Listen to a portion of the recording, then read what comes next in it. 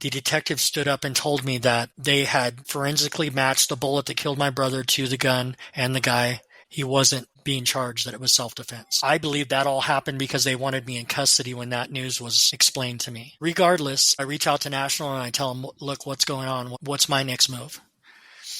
And they said, we're opening up Arkansas and Oklahoma. If you want to, you can go run Arkansas. And so, this was like in my class that I teach, this is where you start to realize that no love, no loyalty. Because up to this point, I characterized the first half of my time with the Vagos as being ignorant, which means I was giving 100%. I was in it for the long haul, and these guys weren't loyal to me.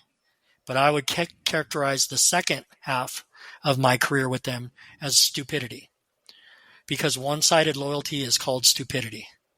When you're loyal to people and they're not loyal back and you continue to do it, you're stupid.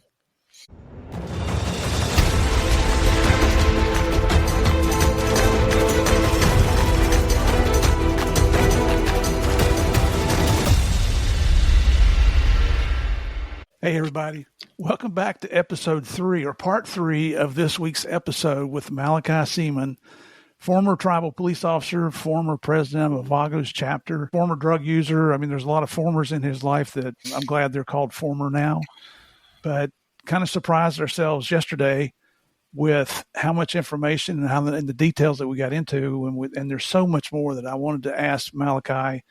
And if you saw yesterday's episode, if you haven't, go back and watch it because you need that background to understand what we're going to talk about today.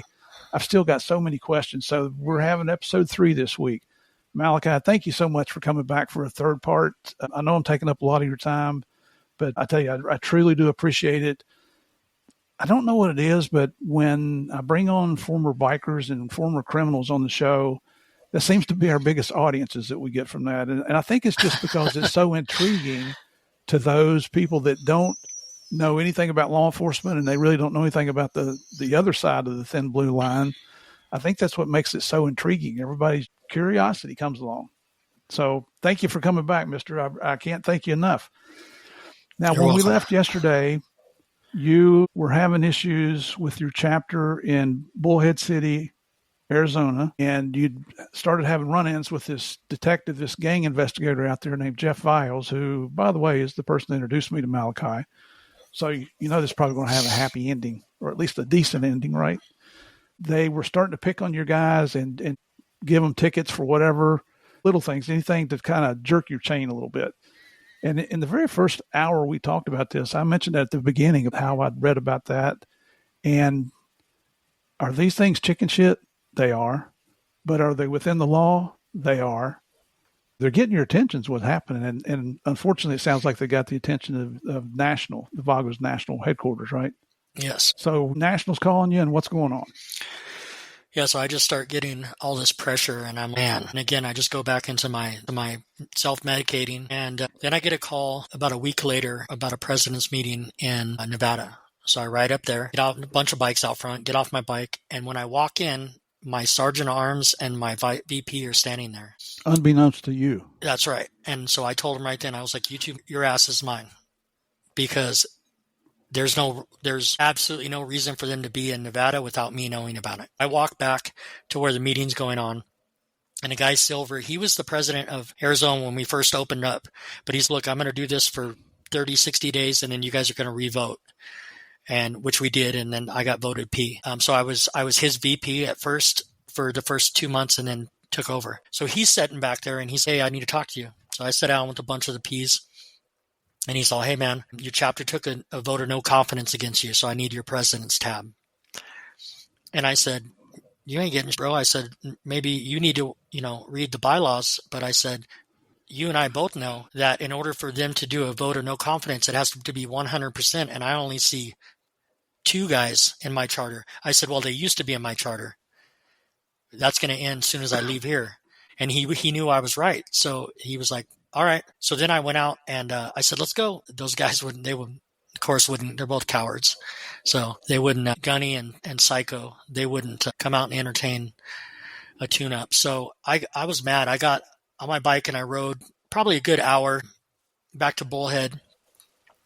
And then there was one guy that I really trusted more than I should have. I didn't usually put a lot of trust in people, trust them, face value. But me and this guy had been in Mexico before, and we were at a party, and pretty much everything was winding down, and him and I weren't ready to quit partying. So we rode further into Mexico and got into a bar, just him and I, talking to some girls, and some Mexican dude that was in there started talking to the girl I was talking to. And when I said, hey, bro, he kind of did one of these,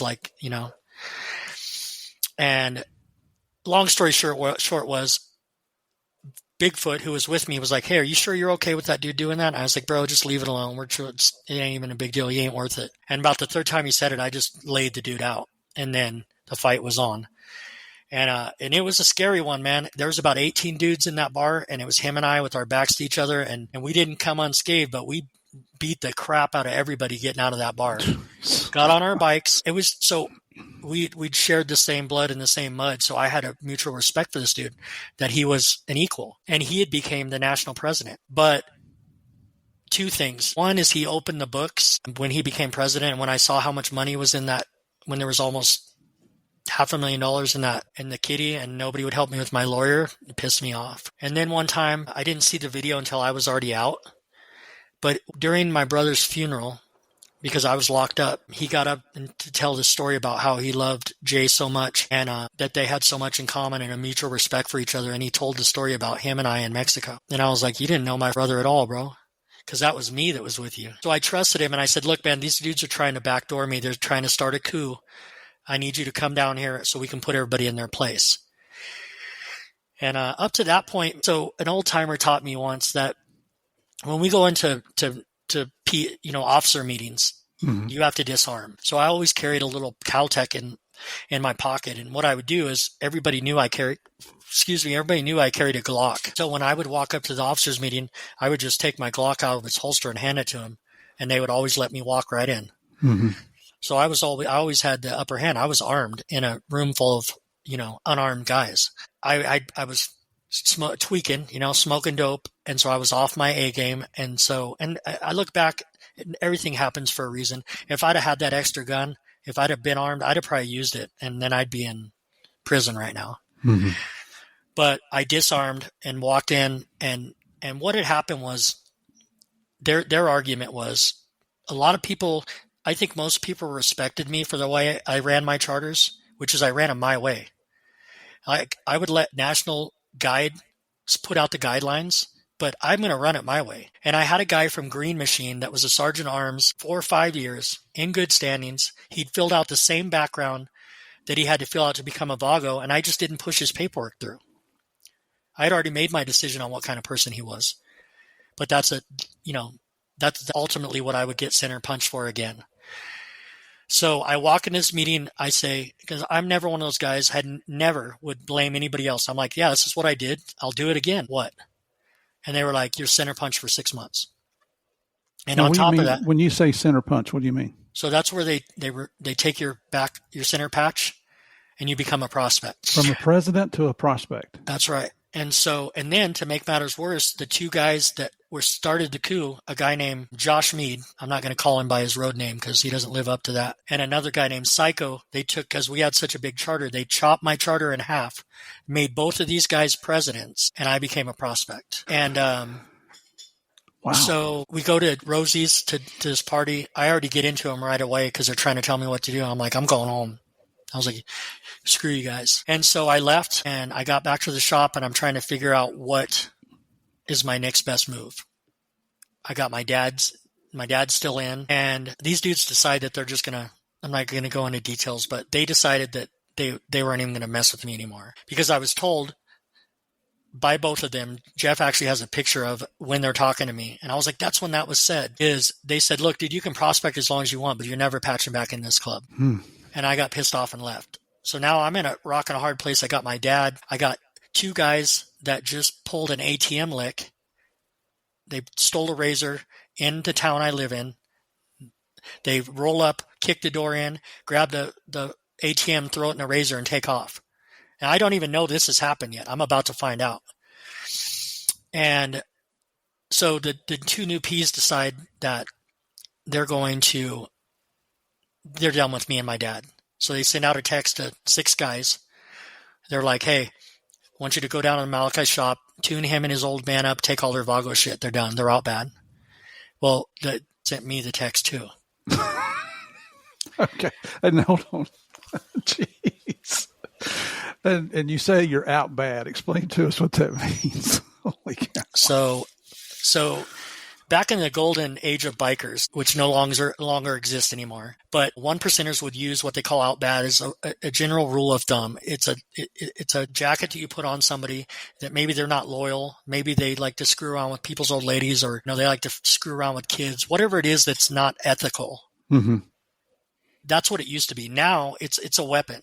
It's a way to shut up your competition. When people are when they're not falling into line with your greedy agenda, which happens in every one of these gangs. Doing my work for as long as I've been doing it, talking to Hell's Angels, it doesn't matter, Hell's Angels, pagans, I have found zero loyalty in any of these gangs. And they all do the same thing. But once you're put out bad, nobody's allowed to talk to you. Everybody. So that's when I finally realized these guys don't give a shit about me. It doesn't matter look what I've done. Look at all of the things that I've done to build this gang, to make it the strongest gang. Look at the sacrifices that I've made. And now, because I'm not going to let you guys punk me, because I'm going to stand up for myself, you're going to put me out bad and hush me? Okay. Well, I'll tell you what, I'm not going to go into details, but I have all 6 of those cuts that those guys sent down. Okay. I have all those trophies, and they belong to me. But it created a shitstorm. And once I done that, then I wasn't getting the reaction from them, the contact from them. So then I went to social media. If you'd ever like to see these videos, Murph, I can email them to you. But there are a lot of meth-induced rants. But once I hit social media, and literally I made Arizona a no-fly zone. And we took a few more cuts. Every time we would catch somebody flying, we would take them. And I just went into this. My sister finally was like, Malachi, why don't you just put it all in a box and burn it? Haven't we lost enough? And I was like, I'm not going to quit. I want to take them all. And she's like, okay, as long as you promise me that nobody in our family is going to get hurt. Nobody else. And a couple of days later, Jeff and the task force hit both of our shops looking for clues to the ATM caper. Mm-hmm. And the dope that I was sitting on, I left at my dad's shop, and my dad got arrested with it. And here's the crazy thing. Ray Lamone, who was my corporal, who I told you was a decorated Army Ranger and one squared away person. And if you see this, Ray, I love you with all my heart, man. And I hope you and your family are good. He knew my dad. We worked together for years. He was the lead man on the SWAT team when they kicked the door to my dad's shop in. My dad didn't know what was going on. All he knew is that the Vagos were trying to hurt us. So he went to the door with the loaded .357 Magnum and pointed it at Ray.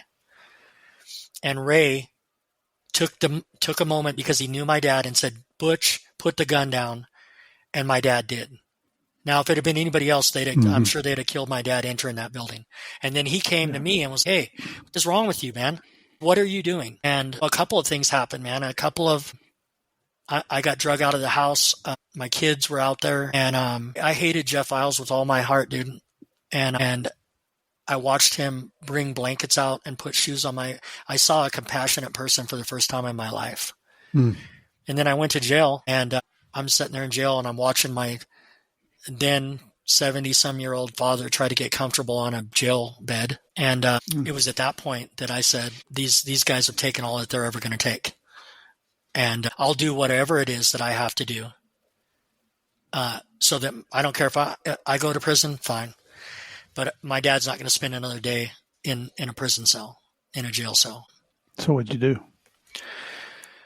So I got out of jail, and I walked out of the Sally Port, and Jeff Isles was sitting there, and he said, you ready to come work for Team America? And I said, yes. Well, did his jaw hit the ground? I don't know. Was he shocked? Yeah. I mean, he was, we did some really good work together though. So that's what we're supposed to do. as law enforcement. But that led to additional issues with the Vagos and the Banditos, didn't it? Yeah, so I have a green light on me from the Vagos. I have a green light on me from the Banditos. And what does that mean, a green light? It just means that I'm to be erased off the face of the earth on sight. You can be killed by anybody. And I've had zero. Well, I don't live in that area anymore, so I don't live anywhere where there's Banditos. But I do. I have had run-ins with the Vagos, and I can tell you that they've lost everything they've sent this way. I've fared very well, but it has been on site every single time that I've seen them. You still taking their cuts? No, the last. So I'm really in hot water because the last interaction I had was forever.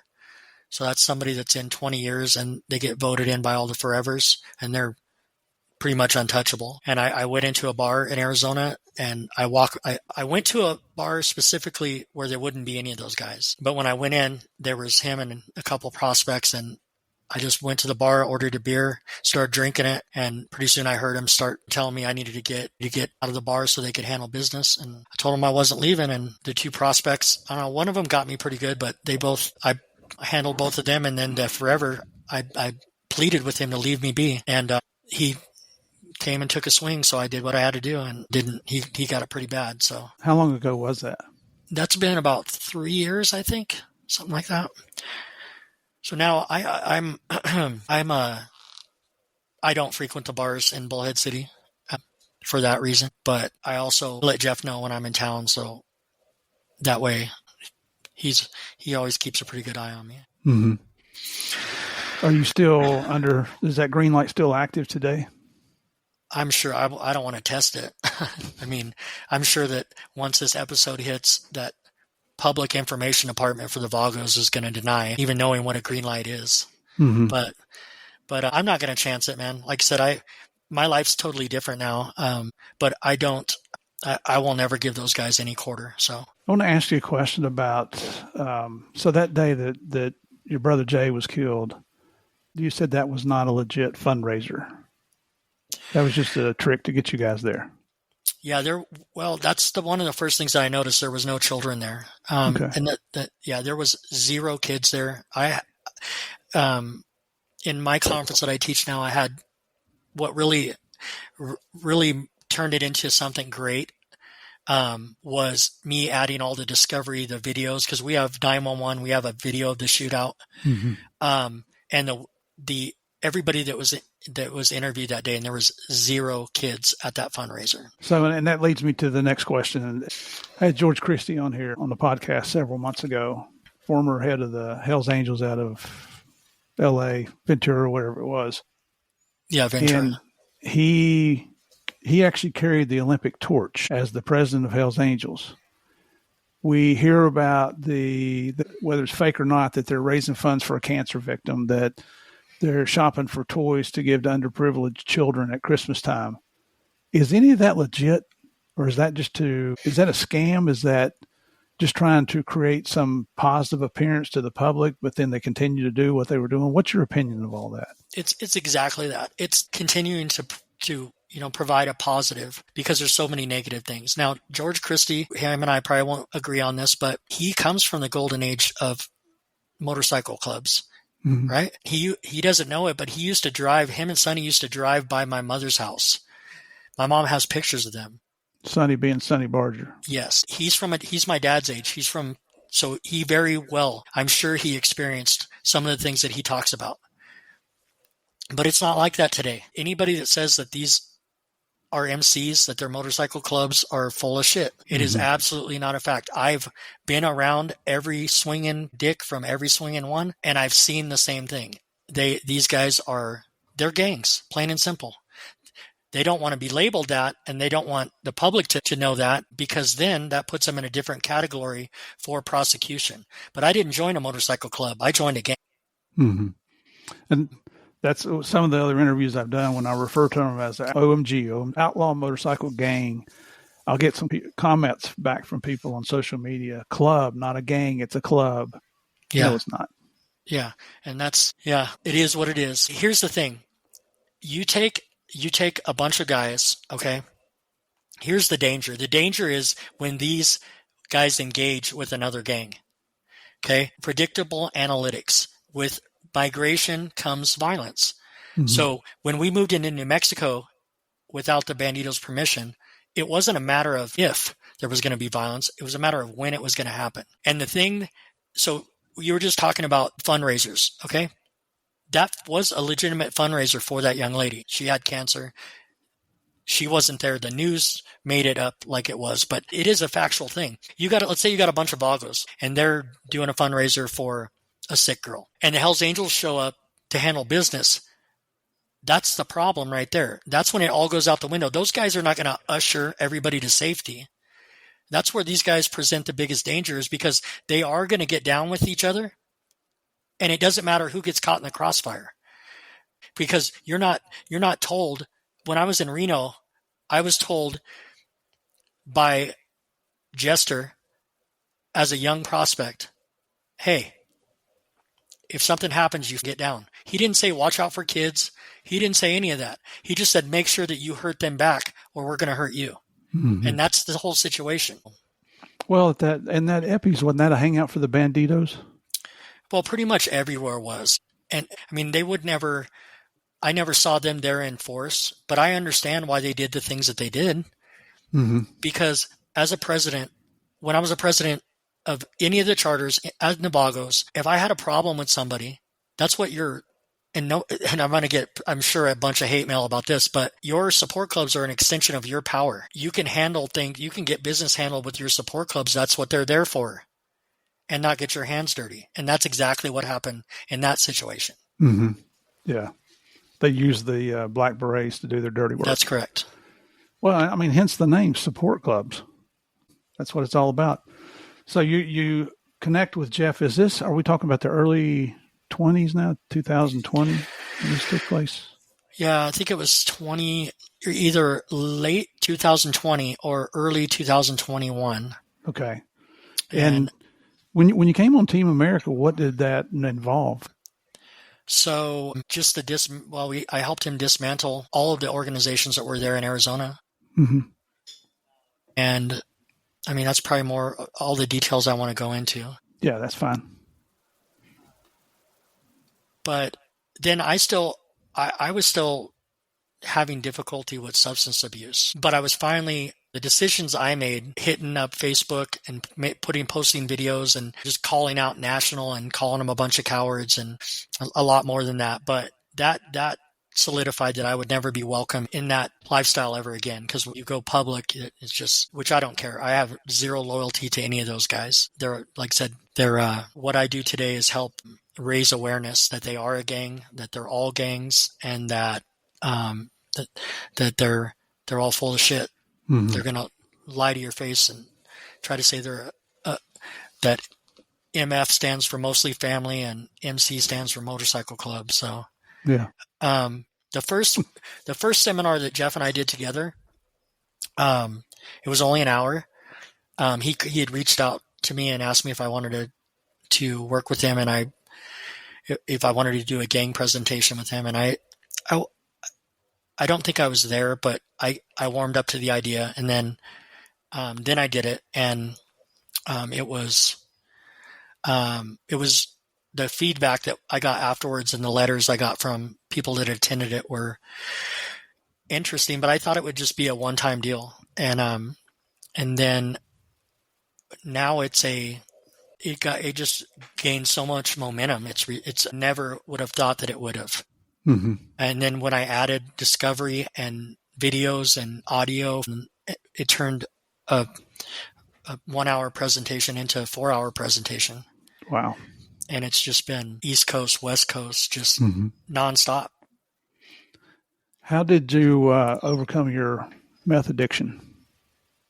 My wife left me again and moved to Texas, and I was still in Albuquerque at the time, and what happened was I would call her to talk to the kids, and one evening I called and I talked to my son and I talked to Selena, and then I was like, can I talk to Janessa? And my wife was like, she doesn't want to talk to you. And she's all, in fact, since we're back where we're back at, she's like, just, if you're not going to clean up, if you're not going to get clean, then stop calling me. And so I spent about a month on the streets of Albuquerque, just going from dope house to dope house. And then I heard that I would have better luck going into a detox facility if I had more than one drug in me. So I took a couple of oxys and got really high and walked into Matt's.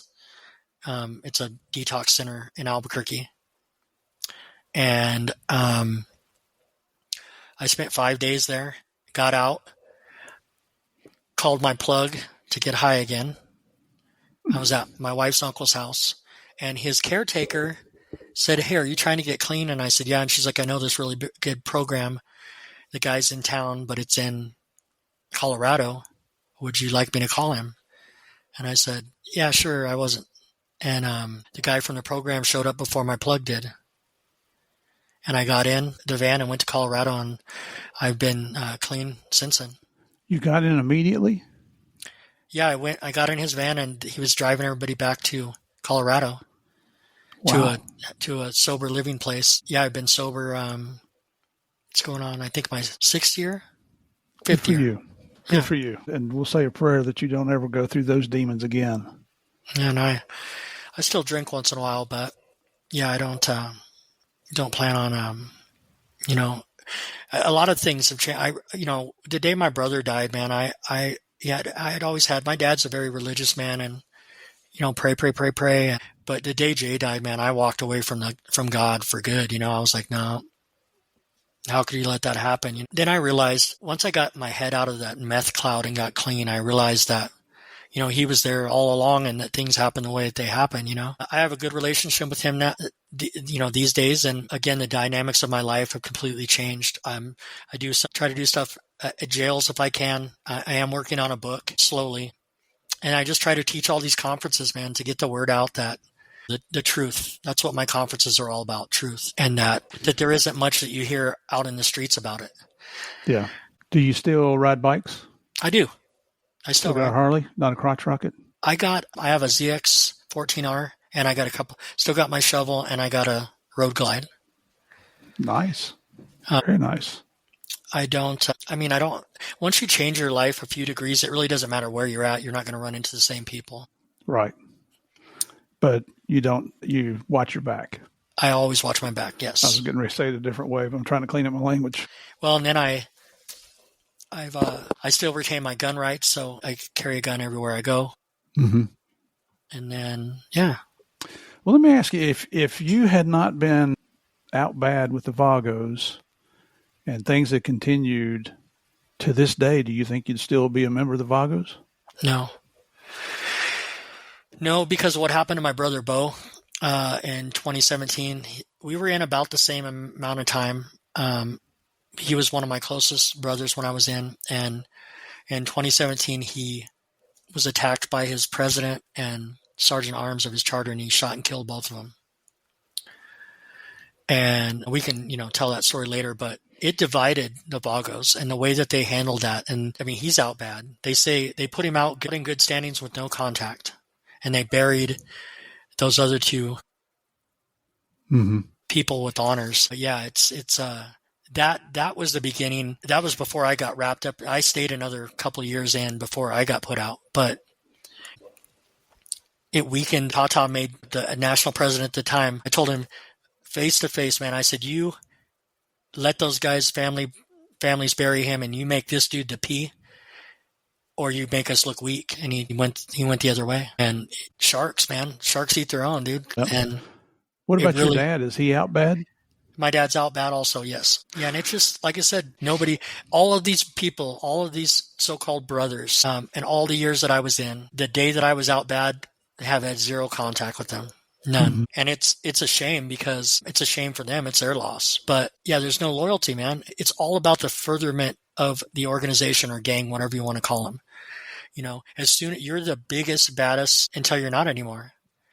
And then everybody wants to take all your shit, take your bike, try and screw your old lady, talk bad about you. And it's horrible. And I've been doing this teaching for a long time.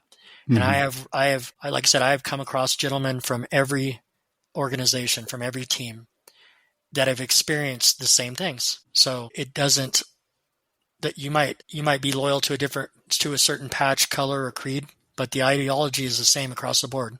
There's no loyalty. They're all greedy. And when you get in the way of that, you get put out bad, so they can silence your voice. Yeah. And it seems like one of the things I see in common amongst the probably most criminals, but especially the outlaw motorcycle gangs, is they become users of meth and other drugs, and their priority is not the club anymore. The priority is getting that next fix. How can you help me get money so I can get high again? Yeah. Yeah, it definitely changed the dynamics for me. Do I think the same things would have happened? I think it would have been worse. Mm-hmm. I really do. I think the Lord was watching out for me, and he delivered me kicking and screaming to Jeff. Mm-hmm. And I want to take a minute to if you see this episode, Jeff, that you know how I feel about you, man. You're a true brother, someone that truly has my back. And if it wasn't for you, I would be in a pine box or in a prison cell, man. And I can never thank you enough for that. Wow. What a great testament there, Jeff. You said you watched a couple episodes of Game of Crimes, and I refer to my law enforcement families as brothers and sisters. I haven't called you brother yet, but you just mentioned that you're a Christian, so that makes us brothers in Christ. That's right. I mean, it's serious, does. I take that very serious. I know the answer to this question, but if you had it to do all over again, would you change anything? I would. I would have pursued my law enforcement career and left that other shit alone. Yeah. And probably be sitting having a beer with my brother right now. That's sad. But it's made me into the person that I am. I'm a survivor. Don't know why.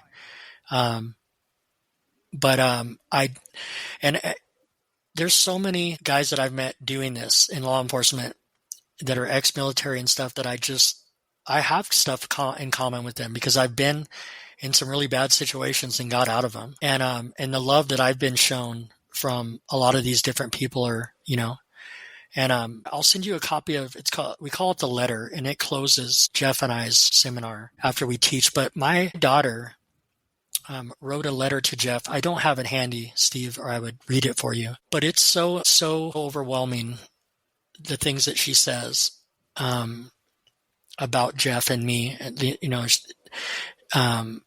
That all, she tells Jeff the only thing that she knew about him was that he was the bad guy that was after her dad, and that she feels like her dad died the day that Jay did, that I've never been the same. But she's like, she thanks Jeff for not treating me like a monster and giving me a second chance. And it's so emotional that Jeff and I can't read it. We actually had to record her reading it, and then we play it at the end of our seminar. But I get goosebumps just thinking about it. When I tell Jeff that, I'm like, you sell yourself too short. The first time that guy showed weakness, like he showed me that he was vulnerable, that he was human. Mm-hmm. It just made our bond greater, man. Yeah. And I said, what did they ask you when you wanted to be a cop? Why did you want to be a cop? And he's like, to help people. I'm like, bro, I'm a walking testament. Mm-hmm. You saved my life, man. You drug me out of that life, kicking and screaming. I've turned my life around, and that negative things that I used to do, I do positive things. My children are prospering, and I don't have to look over my shoulder. I do a lot of homework on outlaw motorcycle gangs to keep myself current so I know what I'm talking about. And I'm so glad I don't live that lifestyle anymore and have to look over my shoulder all the time and wonder who's it coming from? Is it from another team or the guy that I call brother? Yep. And I saw Bandito on a podcast the other day, and he was talking about he was less of a man for being a part of that organization. And I don't feel that way. I feel like I'm more of a man. I feel like when you persevere through hardships, it makes you stronger, man. And you hopefully won't make those same mistakes. But yeah, in closing, it's all about the furtherment of the gang, man. There's no brotherhood. Mm-hmm. There's no loyalty anymore. It's all your catalyst, your fuel for that machine to keep it moving forward. Yep. That's what I see on all the different things I've read about it. Our guests, if they have a book, I try to read the book before I have them on the show. And, because I have interviewed so many police officers who infiltrated outlaw biker gangs, I had some former bikers on here. It seems to be the same message every time. It's just not what it's portrayed to be. The one guy that I still talk to, we agree on one thing, which is the things that we were looking for when we joined do not exist. Absolutely not. So yeah, different time than when your dad was up. That's right. So we're coming here to the end, but I just want to ask you one more question. Well, I got a couple more questions, but this is a really good one. Okay. What advice would you give young people today that are thinking about a career in law enforcement, that are thinking about, well, I really like that biker lifestyle. That looks really cool. I remember George Christie talking about the first time when he was a kid, he saw a biker stop at a red light with that loud motorcycle and just that don't give a shit attitude. What advice would you have for young people today? I would say that if law enforcement is something that you want to do as a career, that don't give up on your dreams, man. You can make it happen. And even if you run into hardships, there's people out there that will help you get through. Motorcycles, I love them, man. It's what drew me to that lifestyle, but you don't have to. The guys, I saw a kid the other day on a black Harley Davidson wearing jeans and boots and a Levi jacket, his hair spiked up and sunglasses on and a smile on his face. And I rolled my window down and I said, don't change a thing about you. You got the right idea. The true freedom is experiencing that right there. You don't need a logo on the back of your jacket to prove to anyone out here about what you're capable of or what kind of person you are. The weak ones do. They're the ones losing. The winners, the true brotherhood, are the three guys that are standing in a corner having a beer together that don't have anything on their jackets. And I wish I'd learned that sooner, but I've got everywhere I wanted to be in life by not giving up. And you can't have it both ways. If you want to be a police officer, then be a police officer. But you can't be in a law enforcement motorcycle club because you're dancing with the devil right there.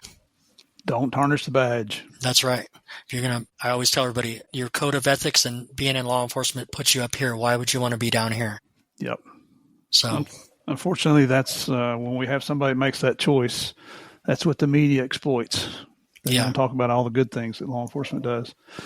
So if people want to get a hold of you and Jeff, we have a lot of law enforcement brothers and sisters and first responders that listen to the podcast here, not just here in the United States, but around the world. How would they contact you guys to maybe have you come in and speak? So you can contact me at Malachi Seaman. It's MALACHI SEAMAN, the number 5 at gmail.com. And just let me know that you're interested in seeing. I'm working on my own breakout class right now by myself, but Jeff and I have a wonderful class. If you haven't seen it, your department should see it. You can get a hold of me and we can arrange something. The email is usually how I communicate. And then once I establish who I'm talking to, then we can do phone numbers and everything like that. So, and then Jeff I don't have his email handy, but Jeff Files is a detective for the Arizona State Gang Task Force. And you can locate him through Department of Public Safety, I believe, or the Bullhead City Police Department. Excellent. And for our listeners out there, if you forget all this being said, and I'm going to put a little screen up here just so you know, Malachi, that people will see this. But if you forget everything else, contact me at gameofcrimespodcast@gmail.com, and I'll be more than happy to put you in touch with Jeff and Malachi here, and then you guys can explore from there what you want to do. Looked on social media for you, Malachi. I found you on Facebook and Instagram. It's the only places I found you, and it looks like there hasn't been a lot added recently. So, not real active on social media? No.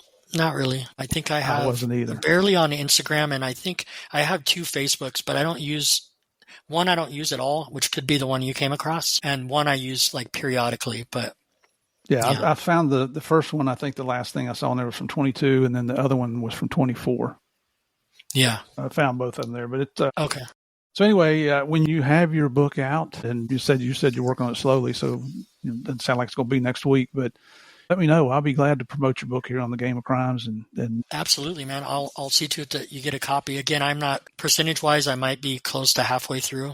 I'm just trying to make sure I have facts right. And I do a lot of like when I'm at work, I do like Google dictate and just talk to the computer and then kind of hone through that stuff. And But I'm hoping maybe before the end of the year, I'd like to be able to hand something to a publisher and let them take a look. So we'll see. Excellent. Well, brother, I tell you what, man, thank you so much for giving me the extra time because this was unplanned. Quite honestly, I thought I'd be lucky to get 90 minutes out of this, and we're coming up in the third hour here. That's awesome, man. But your life is so interesting, and I think you were very transparent and honest with everything you told us, that you recognize the BS that goes along with these type of groups. Yeah. You're putting the word out there, even though, I mean, technically your life's in danger still from two different organized motorcycle groups, not clubs, gangs, but you're still willing to tell your story. You're out there trying to teach law enforcement more about these groups. And I'm going to guess presumably so that they can investigate them. I started to say attack them, but investigate them to show the criminal activities they're involved with. That's what a police officer's job is. It's called law enforcement. It's to enforce the law, everybody. Absolutely. Which most of the listeners here know that. But like you said, there's probably going to be some folks listening to this that don't like you, and certainly don't like me. It's okay. If you don't like me, go watch another damn podcast. It's that simple. I'm used to hate mail. Let the haters hate. There you go. You and Taylor Swift, right? Listen, I'm not going to say nothing about her. That's my daughter's favorite, so I'm not saying nothing derogatory about her. Oh, I'm with you. My granddaughters they'd cut me. I wouldn't get any more phone calls. I wouldn't get any more hugs or anything if I ever talked bad about Taylor. But it has been an honor to have you on here. And Jeff Viles, thank you so much for making this introduction to Malachi here. Listeners, thank you for coming back every week, for continuing to see me stumble through these interviews. But I do it with the point of trying to educate myself as well as you. But I know it's all because of you is the reason this show is successful. So I can't thank you enough. Again, if you haven't checked us out on YouTube yet, please go over there and type in Game of Crimes Podcast in the search bar. When it comes up, hit the subscribe button. I'm trying to grow the YouTube channel this year. It was growing pretty good, and it's kind of slowed down for a little bit of time now. I'm loving what I'm doing. I was a cop for 38 years. I really don't know how to do anything else. So now I live vicariously through what all the current cops are doing and love bringing you the stories.